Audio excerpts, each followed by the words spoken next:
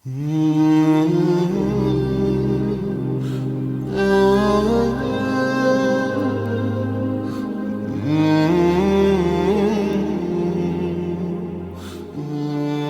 باللہ من الشیطان الرجیم بسم اللہ الرحمن الرحیم الحمدللہ رب العالمین وصلی اللہ علی محمد وآلہ الطاہرین ولعنۃ اللہ علی اعدائہم اجمعین۔ بسم اللہ الرحمن الرحیم عظم اللہ اجورنا واجورکم بمصابنا بالحسین علیہ السلام وجعلنا وإیاکم من الطالبین بثارہ مع ولیہ الامام المہدی من آل محمد صلی اللہ علیہ وآلہ وسلم۔ حضرت آیت اللہ العظمیٰ صادق حسینی شیرازی صاحب اپنے شام غریبہ کے بیان میں زیارت عاشوراء کے اس فقرے اللہم اجعل محیای محی محمد وآل محمد ومماتی ممات محمد وآل محمد پر گفتگو کرتے ہوئے فرماتے ہیں کہ مومن اس زیارت میں اس فقرے میں کہتا ہے کہ پالنے والے ہماری حیات محمد اور آل محمد کی حیات کی طرح ہو اور ہماری موت محمد اور آل محمد کی موت اور شہادت کی طرح سے ہو۔ اس فقرے پر پہنچ کر آیت اللہ لوگوں کی چار قسم کرتے ہیں۔ وہ لوگ، پہلی قسم وہ لوگ کہ جن کی زندگی بھی اور جن کی موت بھی خدا پسند رہی ہے، اہل بیت کے متعلقین، اہل بیت کے گھرانے کے لوگ اور اسی طرح سے اصحاب خاص جو درجہ شہادت پر فائز ہوئے، وہ سب کے سب پہلی قسم میں آتے ہیں۔ دوسری قسم اس کے برعکس ہے کہ جن کی زندگی نہ اہل بیت پاک کی پسند کی تھی اور نہ ہی ان کی موت اہل بیت طاہرین علیہم السلام کی پسند کی ہے، یعنی سارے دشمنان اہل بیت، عمر سعد، شمر اور اس طرح کے لوگ کہ جو زندگی بھر شریعت سے بیگانہ رہے، اہل بیت کی تعلیمات سے دور رہے اور ان کی موت بھی بہت بری موت ہوئی۔ یہ دو قسم وہ تھی کہ جو موٹی موٹی ان دو قسموں کو کہ جو آیت اللہ نے اس فقرے زیارت کے اس فقرے کے تحت بیان کی، میں نے آپ کے سامنے پیش کیا۔ تیسری اور چوتھی قسم وہ بنتی ہے کہ جو کچھ لوگ ایسے گزرے ہیں کہ جن کی زندگی تو اہل بیت کی تعلیمات کے مطابق رہی، قرآن اور شریعت کے مطابق وہ زندگی بسر کرتے رہے، لیکن ان کی موت اہل بیت طاہرین کی پسند کی نہیں تھی، اور ان میں سر فہرست اور نمایاں طور پر جس کی مثال پیش کی گئی ہے اور پیش کی جاتی ہے وہ ہے زبیر ابن العوام۔ کون تھے زبیر؟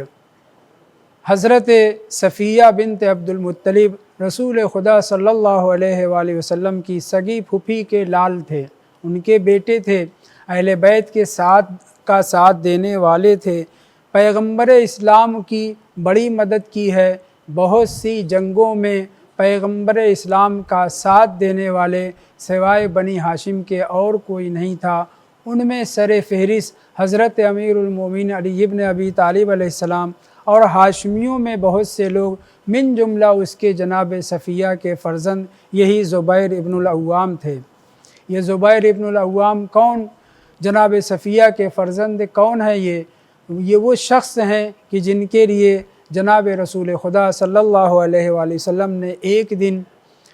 حضرت علی علیہ السلام کے چہرے پر نظر کرتے ہوئے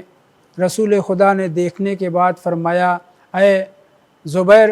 کیا تم علی ابن ابی طالب علیہ السلام کو چاہتے ہو؟ انہوں نے کہا کیوں نہیں، مگر وہیں پر جناب رسول خدا صلی اللہ علیہ وآلہ وسلم نے ایک پیشین گوئی بھی فرمائی تھی کہ ایک دن وہ آئے گا کہ جب تم علی ابن ابی طالب علیہ السلام کے مخالف ہو جاؤ گے اور ان کے اوپر ظلم کرنے والے بن جاؤ گے۔ بہرحال زبیر کی زندگی اہل بیت پسند اس اعتبار سے رہی کہ تاریخ میں نہیں ملتا کہ انہوں نے اپنی زندگی میں آخری زندگی سے پہلے اپنی زندگی میں کسی حرام کا ارتکاب کیا ہو، کسی واجب کو چھوڑا ہو، بلکہ اہل بیت کے ساتھ تھے۔ 25 سالہ خلفاء کے زمانے میں جناب امیر المومنین علیہ السلام کا ہمیشہ ساتھ رہا، ساتھ دیتے رہے۔ شورا میں جو شورائے خلیفہ دوم کی کہی جاتی ہے، اس میں امیر المومنین علیہ السلام کی نسبت جس نے سپورٹ کی، جس نے اپنا ووٹ دیا، وہ صرف یہی زبیر ابن العوام تھے، اور اس سے بھی بڑھ کر کے حضرت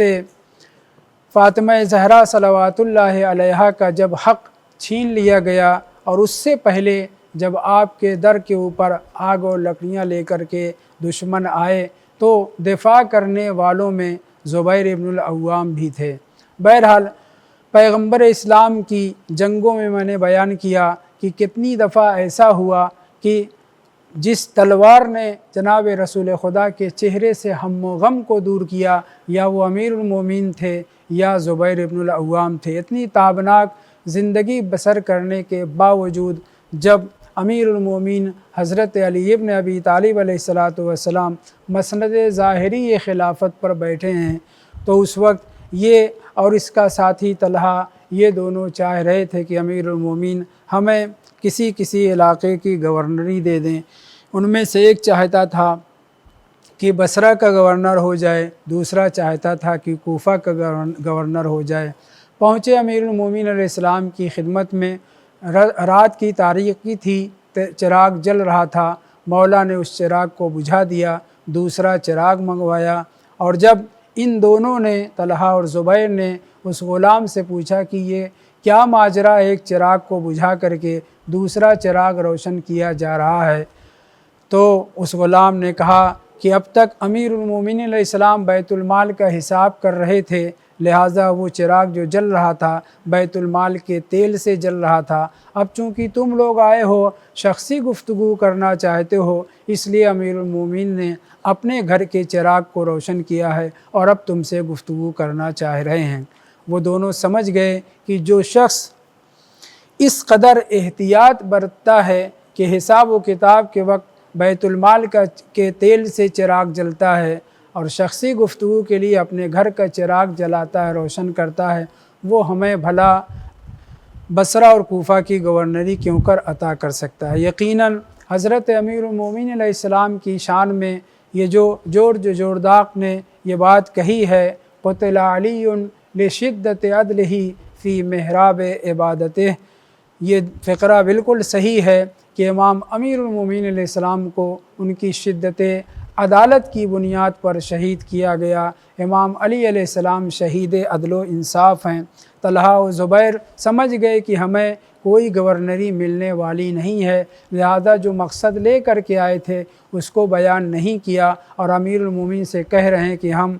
عمرہ کرنے کے لیے جانا چاہ رہے ہیں۔ امام نے فرمایا تم لوگ عمرہ کی نیت نہیں رکھتے، تم لوگ غدرہ یعنی غداری کرنا چاہ رہے ہو۔ امام نے دوبارہ ان سے بیعت طلب کی اور ان لوگوں نے بیعت کی اور پھر اس کے بعد عمرہ کرنے کے لیے نکل کھڑے ہوئے، لیکن عمرہ کہاں کرنا تھا، وہ تو امام کے دشمن بن چکے تھے۔ وہ زبیر جو پوری زندگی 25 سالہ حکومت ظاہری خلافت ظاہری جو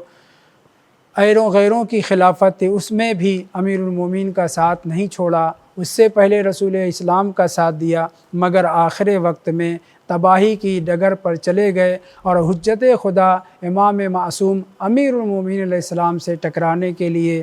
ام المومنین کے ساتھ میدان جمل میں آ گئے اور وہاں پہ مارے گئے۔ وآخر دعوانا ان الحمد للہ رب العالمین۔